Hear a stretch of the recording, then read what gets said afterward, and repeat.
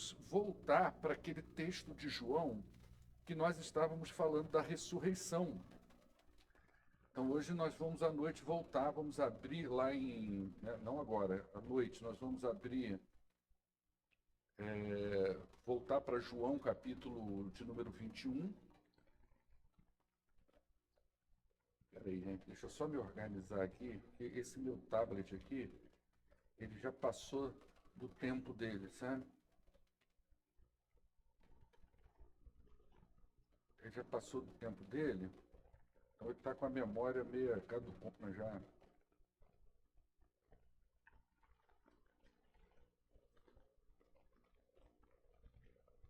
Isso, Atos capítulo 25, verso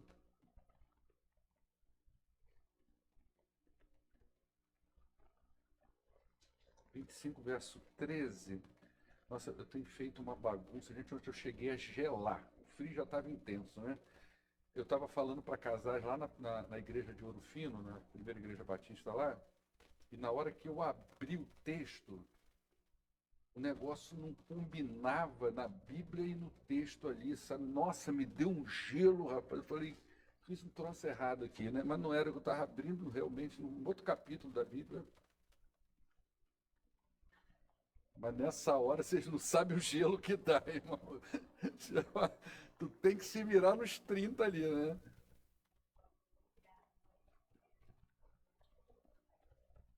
Quem que tá aqui? Ah! Berenice. Olha, eu não vou nem, então não vou nem expandir muito na história do que a Berenice está fazendo ali, não. Talvez eu fale um pouquinho. Desculpa, gente, aqui o mau jeito aqui, tá? Mas é Atos capítulo 25, verso 13. Presta atenção.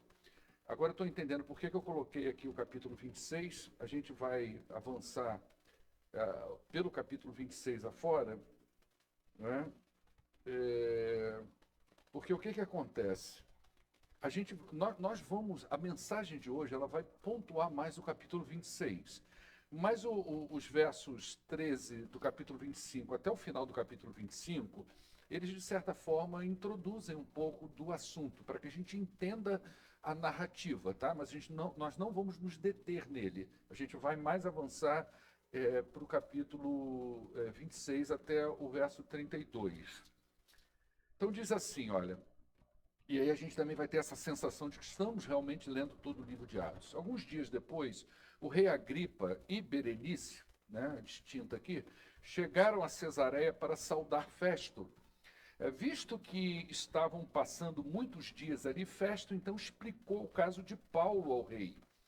Há aqui, disse Festo, um homem que Félix deixou preso. Quando eu fui a Jerusalém, os chefes dos sacerdotes, os líderes dos judeus fizeram acusações contra ele, pedindo que ele fosse condenado. E eu lhes disse que não é costume romano condenar ninguém antes que ele se defronte pessoalmente com seus acusadores e tenha a oportunidade de se defender das acusações que eles fizeram. Vindo eles comigo para cá, eu não retardei o caso, convoquei o tribunal no dia seguinte e ordenei que o homem fosse apresentado. Quando seus acusadores se levantaram para falar, não o acusaram de nenhum dos crimes que eu esperava. Ao contrário, eles tinham alguns pontos de divergências com ele acerca da sua própria religião e de um certo Jesus já morto, o qual Paulo insiste que está vivo. Fiquei sem saber como investigar tais assuntos, por isso perguntei se ele estaria disposto a ir a Jerusalém e ser julgado ali acerca destas acusações. Apelando Paulo para que fosse guardado até a decisão do imperador, ordenei que ficasse sob custódia até que eu pudesse enviá-lo a César. Então Agripa disse a Festo: eu também gostaria de ouvir este homem. Ele respondeu: amanhã o ouvirás. Verso 23, no dia seguinte, Agripa e Berenice, a distinta aqui, vieram com grande pompa e entraram na sala de audiência com os altos oficiais e os homens importantes da cidade. Por ordem de Festo, Paulo foi trazido. Então Festo disse: ó rei Agripa, e todos os senhores aqui presentes conosco. Vejam este homem. Toda a comunidade judaica me faz petições a respeito dele em Jerusalém e aqui em Cesareia, gritando que ele não deveria mais viver. Mas verifiquei que ele nada fez que mereça pena de morte. Todavia, porque apelou para o imperador, então decidi enviá-lo a Roma. No entanto, eu não tenho nada definido a respeito dele para escrever a sua majestade. Por isso, eu o trouxe diante dos senhores, e especialmente diante de ti, rei Agripa, de forma que, feita esta investigação, eu tenha algo para escrever, pois não me parece razoável enviar um preso sem especificar as acusações contra ele. Então aí agora a gente entra no capítulo 26, então Agripa disse a Paulo, você tem permissão então para falar. Então, só para a gente dar uma pequena digressão aqui, você viu que aí existem duas etapas a partir do verso 25, do verso 13 do capítulo 25. O primeiro momento é um momento particular entre Festo, o rei Agripa, e Berenice, que aqui, a coisa aqui é muito controvérsia, porque esse rei Agripa aqui, se eu não me engano, ele é neto de Herodes o Grande. Então, já é uma pessoa que conhece um pouco a história dos judeus e do cristianismo, e tudo o que envolvia a própria ideia de Jesus Cristo e do evangelho de Jesus. E ele está aqui, ele é um rapaz novo. Alguns estudiosos dizem que ele estava aproximadamente na casa de 17, 20 anos, talvez. Não tinha ainda aquele ímpeto de governar, mas deram para ele um reinado pequeno, numa cidade pequena. E ele está indo ali a Cesareia para receber esse novo governador, que é o Festo, que assumiu agora no lugar do Félix. Ele está acompanhado de uma mulher chamada Berenice, que não é a sua esposa, é a sua meia-irmã. E há uma possibilidade, alguns bons comentadores dizem isso, de que havia talvez até um caso de incesto ali, um relacionamento incestuoso entre esses dois irmãos. Então era um troço, por isso que eu não queria falar muito da Berenice, entendeu? É um troço confuso isso aqui, não é? E ele está indo lá agora para receber esse procurador, que é o Festo. E o que o Festo faz? Olha, eu tenho um caso aqui, que é o caso de um homem conhecido que está me dando confusão, porque o pessoal de Jerusalém, o pessoal da Judéia, os judeus, na nossa província, estão muito fervorosos em relação a esse homem. Eles não conseguem fazer uma acusação definida, eles não têm formulado exatamente do que eles estão falando, né? Eles tentam colocar o cara numa determinada situação que não se encaixa. Eu, disse Festo, não vi nada nesse cara de errado, é coisa interna, é coisa lá da religião deles, mas eu não sei muito bem o que eu escrevo, porque eu preciso mandar ele para Roma, para o imperador, né? Ele pediu essa audiência, ele tem direito como cidadão romano, mas o que eu vou pôr nesse relatório? Que eu não sei, nem eu sei o que eu escrevo sobre a acusação em relação a esse homem chamado Paulo. Então agora o Agripa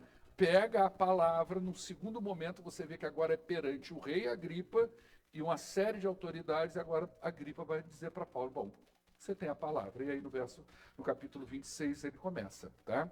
Ele diz assim, ó, a seguir Paulo fez um sinal com a mão e começou a sua defesa. Paulo era um falador mesmo, né? Ele não perde tempo não. Rei Agripa, considere-me feliz por poder por poder estar hoje na tua presença e fazer a minha defesa contra todas as acusações dos judeus, em especialmente porque estás bem familiarizado com todos os costumes, né, foi o que eu disse antes, e controvérsia deles quem? Dos judeus. Portanto, eu peço que me ouças pacientemente. Todos os judeus sabem como eu tenho vivido desde pequeno, tanto em minha terra natal como em Jerusalém. Eles me conhecem há muito tempo e podem testemunhar, se quiserem, que eu, como fariseu, vivi de acordo com a seita mais severa da nossa religião. Só uma digressão, é a seita dos fariseus, que ela não é o judaísmo como um todo, mas ela faz parte, é uma secção, uma parte, né, do judaísmo, e a parte mais severa. Agora eu estou sendo julgado por causa da minha esperança no que Deus prometeu aos nossos antepassados. Esta é a promessa que as nossas 12 tribos esperam que se cumpra. cultuando a Deus com fervor, dia e noite. E por causa desta esperança, ó rei, que eu estou sendo acusado pelos judeus. Porque os senhores acham impossível, porque os senhores acham impossível que Deus ressuscite os mortos. Eu também estava convencido de que deveria fazer todo o possível para me opor ao nome de Jesus, o Nazareno. E foi exatamente isso que eu fiz em Jerusalém. Com autorização do chefe dos sacerdotes, lancei muitos santos na prisão. E quando eles eram condenados à morte, eu dava o meu voto contra eles. Muitas vezes eu ia de uma sinagoga para outra a fim de castigar essas pessoas e tentava forçá-los a blasfemar. Em minha fúria contra eles, cheguei a ir a cidades estrangeiras para persegui-los.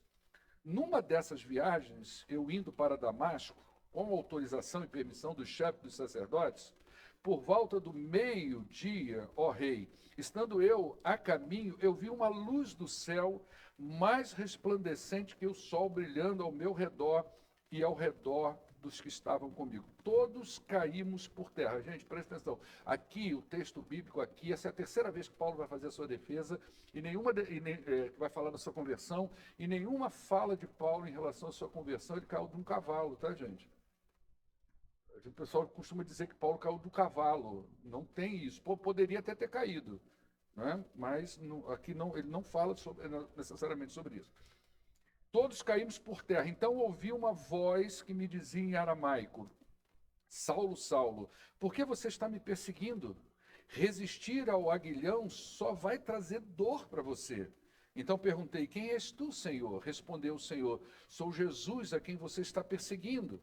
Agora levante-se, fique de pé. Eu lhe apareci para constituí-lo servo e testemunha do que você viu ao meu respeito e do que lhe mostrarei. Eu o livrarei do seu próprio povo, dos gentios, os quais eu o envio, para abrir-lhe os olhos e convertê-lo das trevas para a luz, do poder de Satanás para Deus, a fim de que recebam o perdão dos pecados e herança entre os que são santificados pela fé em mim. Assim, rei Agripa, não fui desobediente à visão celestial. Eu preguei em primeiro lugar aos que estavam em Damasco, depois aos que estavam em Jerusalém e em toda a Judéia e também aos gentios, dizendo que se eles se arrependessem, se voltassem para Deus, praticando obras que mostrassem dizendo para eles que eles se arrependessem, se voltassem para Deus, praticando obras que mostrassem o seu arrependimento. Por isso, os judeus me prenderam no pátio do templo e tentaram me matar. Mas eu tenho contado com a ajuda de Deus até o dia de hoje, e por este motivo eu estou aqui e dou testemunho, tanto a gente simples como a gente importante. Eu não estou dizendo nada além do que os profetas e Moisés disseram que haveria de acontecer, que o Cristo haveria de sofrer e, sendo o primeiro a ressuscitar dentre os mortos, proclamaria luz para o seu próprio povo e para os gentios. A esta altura, Festo interrompeu a defesa de Paulo e disse em alta voz: você está louco, Paulo. As muitas letras estão levando você à loucura. Respondeu Paulo: não estou louco não, excelentíssimo Festo. O que eu estou dizendo é verdadeiro e de bom senso. O rei está familiarizado com essas coisas. Eu lhe posso falar abertamente. Estou certo de que nada disso escapou do seu conhecimento, pois nada se passou num lugar qualquer. Rei Agripa, crês nos profetas? Eu sei que sim, olha a encurralada que Paulo botou o cara. Porque o Agripa, deixa eu fazer uma digressão, esse menino, desde pequeno que ele está ouvindo isso. Tá certo? Desde pequeno que ele ouve a história dos judeus. O avô dele comandou esse povo, o pai dele já esteve no meio desse povo. Ele andou no meio desse povo, por isso que Paulo insiste com ele, dizendo: você conhece a história já, você já sabe. Aí agora Paulo fala: tá vendo, esse rei que está do teu lado aí, ele tem conhecimento. Você crê nisso, rei? Olha só a situação. Então Agripa disse a Paulo: você acha que em tão pouco tempo você pode me convencer a tornar-me cristão? Paulo respondeu: em pouco ou em muito tempo, eu peço a Deus que não apenas tu, mas todos os que hoje me ouvem se tornem como eu, porém sem estas algemas. O rei se levantou e com ele o governador e Berenice, como também os que estavam assentados com ele. Saindo do salão, comentavam entre si: este homem não fez nada que mereça morte ou prisão. Agripa disse à festa: ele poderia ser posto em liberdade se não tivesse apelado para César. Deu para entender aí todo esse maracutaco que está acontecendo aqui? Vamos orar a Deus, e nesse pouco tempo que a gente tem, que nós temos ceia hoje ainda, nós vamos tentar extrair lições importantes aqui para nós. Pai, muito obrigado, porque a Tua palavra é viva, é clara, é eficaz, produz em nós transformação, ela nos alimenta e nos prepara para a boa obra do Senhor. Em nome do Senhor Jesus é que eu oro hoje e sempre. Amém. Queridos, Paulo é um homem que não perde oportunidades. Paulo é um homem que não desperdiça o momento que ele tem para poder falar do Evangelho do Senhor Jesus. Então, você vê aqui que ele está num julgamento, e esse é o olhar que a gente tem para o texto. Ele está sendo pré-julgado, vamos dizer assim, diante do rei Agripa, né? Depois ele será julgado em Roma. Entretanto, se ele não tivesse apelado para Roma, ele poderia ter sido solto aqui. Mas como é plano de Deus que ele chegue em Roma, algumas coisas estranhas acontecem na vida de um crente, que às vezes ele não entende muito bem por que ele está passando por uma coisa que dá dissabor. Por que ele passa por momentos na vida dele que não são muito agradáveis e que vai conduzindo a ele numa outra direção. E às vezes ele não pensa isso espiritualmente. Aqui é claro isso. Não é sobre a liberdade de Paulo, não é sobre o bem-estar de Paulo. É sobre para onde Deus quer que o evangelho chegue. Tem alguém coordenando aqui que está para além dos próprios interesses da pessoa Paulo. Não é Paulo, não é Agripa, não é Festo. Nenhuma dessas pessoas estão no controle da situação. É Cristo que está governando e é Ele que está direcionando. Então ele aproveita esse momento aqui e tem uma reviravolta, né? Ele é levado para um pré-julgamento, mas ele começa não apenas a se defender, não é? O discurso de Paulo não é um discurso propriamente de defesa, mas é um discurso de proclamação. Ele está proclamando o evangelho do Senhor Jesus Cristo. Ele está preso ali aproximadamente 2 anos em Cesareia. E diante dele estão pessoas importantes agora. E ele faz questão de dizer: eu prego a gente simples como a gente muito importante. Porque o evangelho é para gente. O evangelho são para pessoas. Não importa a classe social da pessoa, não importa a situação econômica da pessoa, não importa se ela tem muito, se ela tem pouco, se ela estudou muito, se ela estudou pouco, isso não importa para o evangelho. O evangelho, ele vê o ser humano numa única condição. O ser humano, todo ele é pecador. E necessita do evangelho do Senhor Jesus. Biblicamente, ninguém vai para o céu porque faz coisas boas. Ninguém vai para o céu porque teve uma vida reta aqui nessa terra. As pessoas herdam a eternidade pela graça de Deus, porque todos nós somos pecadores, não é? Então a gente vê que Paulo está numa situação difícil. Humanamente falando, a situação dele é grave, é complexa. Esse homem não sabe se ele vai sair vivo dessa história toda. Ele não sabe se ele vai ser decapitado, ele não sabe se ele vai ser martirizado, ele não sabe, né? Então a situação dele é bem complexa, mas espiritualmente falando, ele está exatamente onde Deus planejou que ele estivesse, né? E aí eu quero pensar aqui, de uma maneira muito breve, sobre alguns ensinamentos que nós podemos aprender com Paulo, diante de uma situação dessa. E Paulo nos ensina aqui hoje que o testemunho cristão, ele é fundamentado numa vida transformada. É a transformação que Cristo produz em nós é que nos habilita a falar do seu amor, da sua graça e da sua misericórdia. Então Paulo, ele começa contando quem ele era. Na verdade, ele diz: eu julgava que devia fazer muitas coisas contra o nome de Jesus. Ele era um religioso muito severo.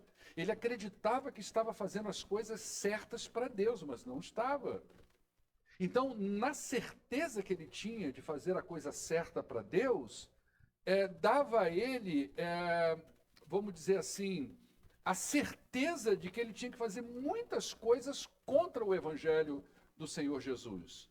E ele não esconde, então, o seu passado. Antes de encontrar Cristo, Paulo era religioso, era zeloso, era respeitável, era moralmente irrepreensível aos olhos dos homens, mas estava perdido. Tem muita gente no mundo como Paulo, que são pessoas que você olha e fala assim, nossa, nem a pessoa entende. Olha a dificuldade que é a coisa. Nem a pessoa entende que ela precisa do Evangelho. Ela não consegue ver nela algo que diga assim, eu preciso me arrepender disso, porque a minha vida está legal, eu sou religioso, eu sou uma pessoa que faço as coisas direitinho, então parece que eu amo ao Senhor. E Paulo entendia a vida dessa forma, ele se entendia dessa forma, mas a gente que conhece a história bíblica vê que ele, na verdade, estava completamente perdido. Então a religião, ela não salva. Paulo possuía conhecimento bíblico, Paulo possuía tradição religiosa, Paulo possuía posição social, influência espiritual, mas ele precisava de alguma coisa, ele precisava de Jesus. Ele lembra muito aquele jovem de Marcos, se eu não me engano, capítulo 10, que Jesus disse para ele, né, o jovem pergunta, o que é que eu preciso fazer para herdar a vida eterna? Jesus dá uma cartilha religiosa para ele. E ele diz, mas eu já faço isso. Eu já sou religioso, mas faltava alguma coisa, né? William Hendricks, ele diz que Paulo demonstra que o problema não era a falta de religião, mas a ausência de relacionamento verdadeiro com Cristo. Paulo não faltava religião para ele, ele já estava de boa. Eu não sei se você já teve essa experiência de falar com as pessoas, e você está falando com a pessoa está até citando Bíblia para você. E você fala de um ponto, ela concorda contigo. Ela concorda com você.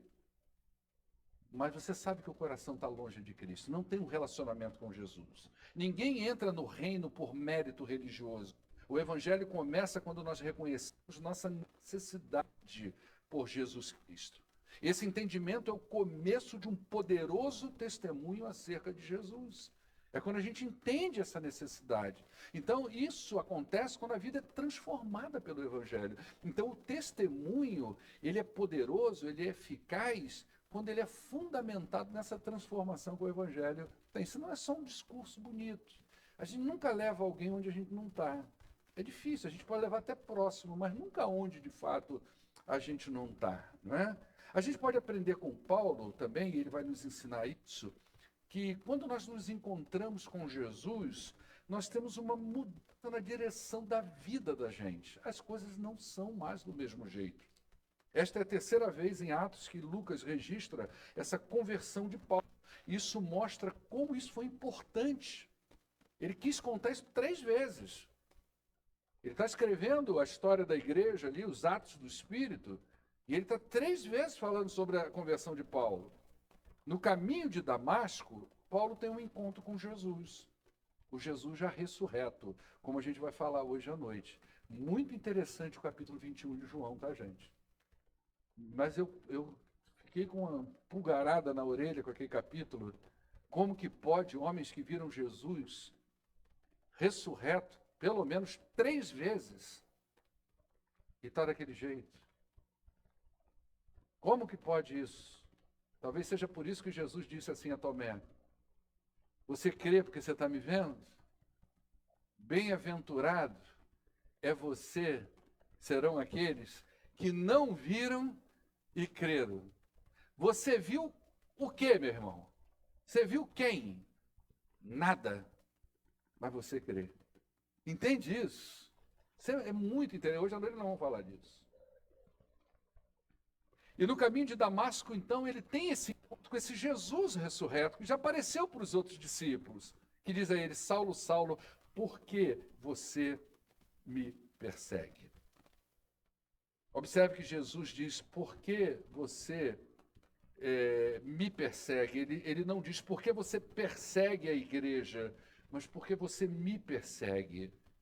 Porque, na verdade, aqui a gente vê algo muito poderoso no Novo Testamento, que é a forma como Cristo está unido ao seu povo. Perseguir a igreja é perseguir Cristo. Como que Jesus está unido ao seu povo?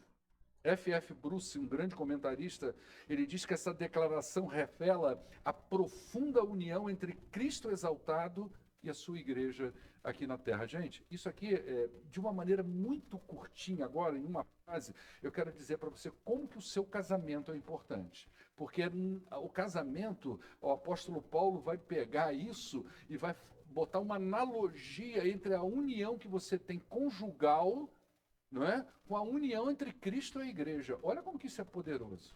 Olha como que é uma união mística, poderosa, não é?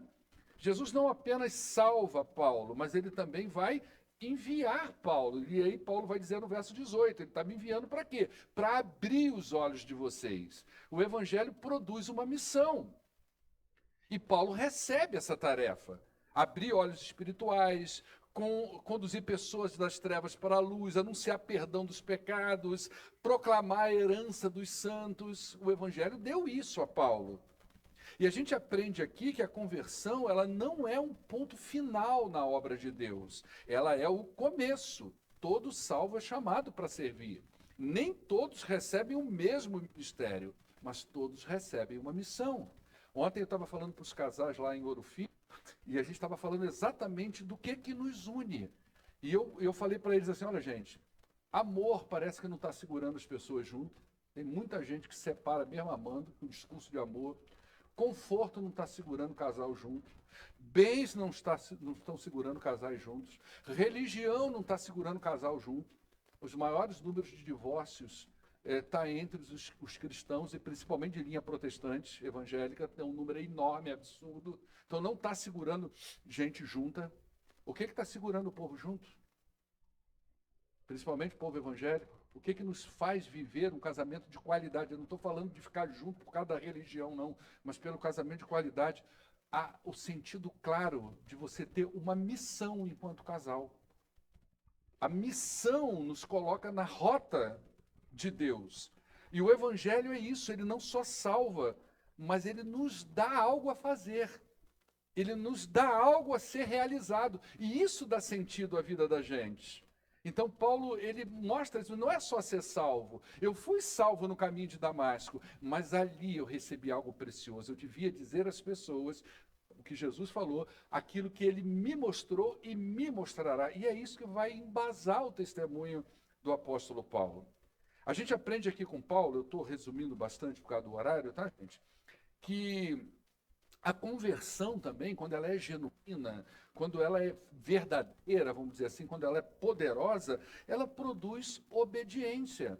Então ele vai dizer, pelo que, ó rei Agripa, eu não fui desobediente à visão celestial. Eu tenho que falar sobre isso mesmo, que isso custe a minha vida.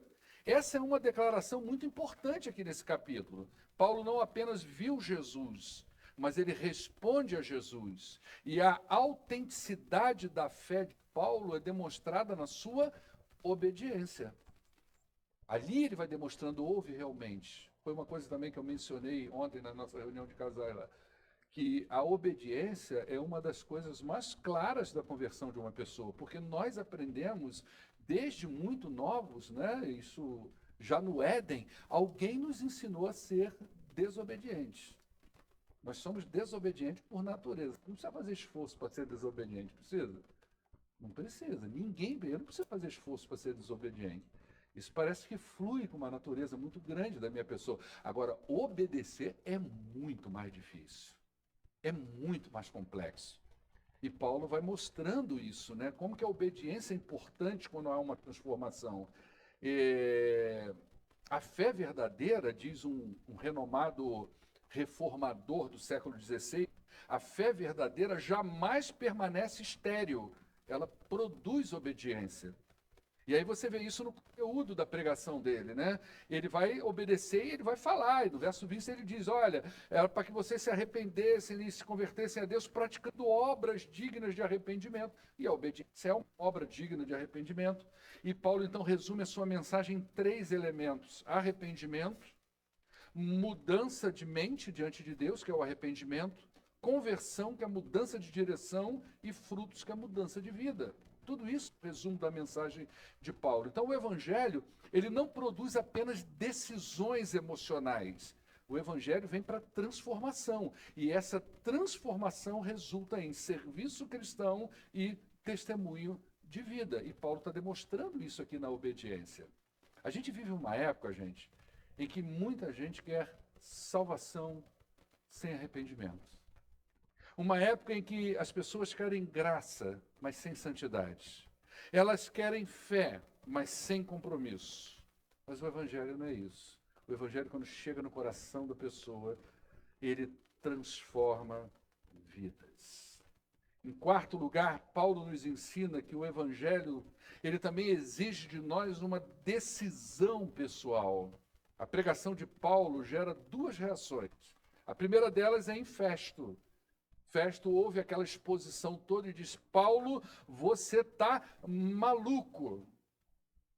Festo representa muito bem a incredulidade intelectual. Ele não consegue compreender as verdades espirituais. Ele está ouvindo, mas ele não compreende. Ele entende a letra, mas não entende o espírito. Ele entende a coerência do testemunho, mas aquilo não chega no seu coração, para na sua mente. É aquela dificuldade, é uma incredulidade intelectual. Ele não tem dificuldade de entender, ele tem dificuldade de crer. É outra coisa. Carson diz que a mente natural frequentemente interpreta as realidades espirituais como coisas irracionais. Então tem muita gente que você vai pregar o evangelho, vai dizer que você é realmente... Você é meio burro espiritual. Como é que o cara entra numa dessa? Né? A religião é o ópio da sociedade. Então você está, né, foi convencido aí. E você tem a reação de Agripa. A reação de Agripa é um pouquinho diferente. Paulo fez uma pergunta direta: crês tu nos profetas, ó rei Agripa? Agripa respondeu: por pouco você não me convenceu a ser um cristão. Agripa, ele já estava convencido intelectualmente, impressionado emocionalmente, mas ele não estava convertido. A coisa chegou na cabeça, talvez até passou pelo coração dele, mas ele não converteu. E aqui está um dos grandes perigos quando as pessoas lidam com as escrituras, com a pregação bíblica, com a igreja e tudo mais. Ele estava muito perto do reino, mas permaneceu fora dele. Você imagina que tem gente na sua vida que já entraram em igrejas, já ouviram a palavra, já desfrutaram de bênçãos espirituais, estão longe do Senhor, o coração está longe do Senhor, talvez nunca voltarão para o Senhor, talvez morrerão sem salvação. Eu ouvi uma vez uma coisa, quando a gente fala de inferno, e a Bíblia narra o inferno como um lugar dolorido, não é?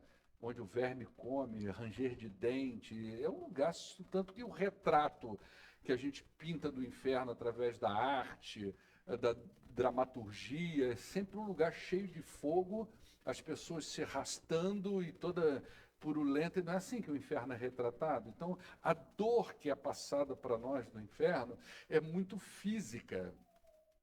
E eu ouvi uma vez, eu li um material muito tempo atrás, eu não sei nem quem escreveu isso, e o cara ressaltando a dor da consciência. Que é aquela dor assim, imagina, eu tive tão perto, eu sentei lá, eu ouvi, eu fui desafiado a crer, por que que eu não criei? Você já teve aquele sentimento de estar tão perto de ganhar uma coisa boa, por uma atitude, se você tomou uma decisão diferente, não pegou a bênção. Aí você vai para casa, meu Deus do céu, se eu tivesse feito isso, hoje minha vida estava diferente. Ah, se eu tivesse... Nossa, se eu tivesse marcado ali com aquela pessoa, ou se eu tivesse feito a inscrição aqui, eu entrava. Se eu tivesse feito aquela prova daquele dia, eu passava naquele concurso. Logo, quando eu não fiz, teve muita gente que faltou, caiu uma tempestade. Você imagina a pessoa passar a eternidade com aquilo na cabeça? Eu estava tão próximo. Eu andei tanto no meio desse povo, eu ouvi tanta coisa, eu fui exortado tantas vezes, mas eu deixei passar essa oportunidade. J.C. Ryle, ele diz que não há condição mais perigosa do que estar quase convencido e ainda assim permanecer sem Cristo. Então não basta apenas admitir Jesus. Não basta apenas respeitar o Evangelho, não basta apenas se emocionar com o Evangelho, é necessário se render a Jesus Cristo. E por último, nós aprendemos com Paulo que o servo de Deus, ele pode até estar preso, mas a palavra de Deus nunca estará em cárcere nenhum. No final do julgamento, todos chegaram à mesma conclusão: este homem nada tem feito passível de morte ou de prisão, ele deveria ser solto, ele é inocente, mas continua preso. Isso parece uma derrota. Isso parece uma coisa fora da realidade. Nós olharíamos para isso e perguntaríamos: como pode isso, não é? Mas Deus está conduzindo Paulo rumo a Roma exatamente como já havia prometido. O objetivo não é sobre Paulo, não é sobre a liberdade de Paulo. A maior liberdade de Paulo, por mais estranho que pareça, gente, seria a morte. Tanto que ele, escrevendo, eu não me lembro exatamente a carta, né? Se você achar aí, depois pode falar, mas quando ele diz assim: olha, se eu pudesse escolher, melhor para mim era partir e estar com Cristo. Mas se é para eu ficar aqui mais um tempo, já não sei mais o que escolher. É para ficar aqui, ver a glória e ver de vocês, ver vocês crescendo, eu fico. Mas no meu coração, a melhor coisa que podia acontecer comigo é partir e estar com Cristo. Isso não é desejo suicida, não, gente. Isso é vontade de encontrar Jesus. O julgamento não interrompe o plano de Deus. Paulo vai ser levado aonde Deus disse que ele estaria. O que fica para nós aqui a nível de conclusão? O Evangelho, ele transforma vidas. Paulo deixou de ser perseguidor para se tornar um pregador. O encontro com Cristo produz missão. Quem foi alcançado pela graça também é enviado pela graça. A fé verdadeira produz obediência. Conversão genuína sempre segue gerando obediência e transformação. O Evangelho exige uma resposta. Agripa quase creu, quase foi salvo, mas continuou totalmente perdido. Ele quase foi. No céu não entra quem quase, né, gente? É quem foi salvo por Cristo. Deus, em último lugar, continua soberano, agindo com soberania. Mesmo algemado, Paulo estava exatamente no centro da vontade de Deus. Agora, presta atenção para a gente finalizar. O pessoal da ceia pode até caminhar para cá.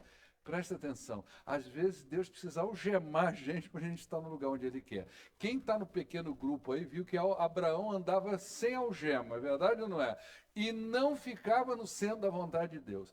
Ele tinha que bater de frente, quebrar a cara e voltar para o centro da vontade de Deus. Às vezes, Deus precisa algemar a gente para botar no lugar onde Ele quer que nós estejamos. Que Deus aplique essa palavra no coração de cada um de vocês. Queridos, nós vamos participar desse momento de